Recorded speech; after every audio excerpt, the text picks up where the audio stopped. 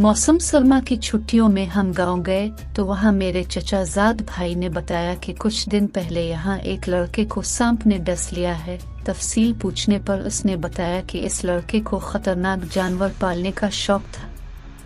एक दफा उसे एक छोटा सा सांप मिला। उसने सांप को बड़ी सी बोतल में बंद कर दिया और रोजाना इसमें दूध डालने लगा। रफ्ता रफ्ता सांप बड़ा होता गया। एक दिन इस लड़के ने सोचा क्यों ना मैं इसे आजाद कर दूं। उसने सोचा डसना तो उसे आता नहीं है क्योंकि इसने हमेशा दूध ही पिया। फिर उसने जैसे ही बोतल का ढक्कन खोला सांप बाहर निकला और इसे डस लिया। इस लड़के के आखिरी अल्फाज ये थे कि जिसके साथ नेकी करो इसके शर से भी बचो। और मैं सोचने लगा कि वाकई सांप, बिच्छू और बाज लोगों में वफा नहीं होती। अगर उनके साथ नेकी की जाए तो उनके शर से भी बचना चाहिए।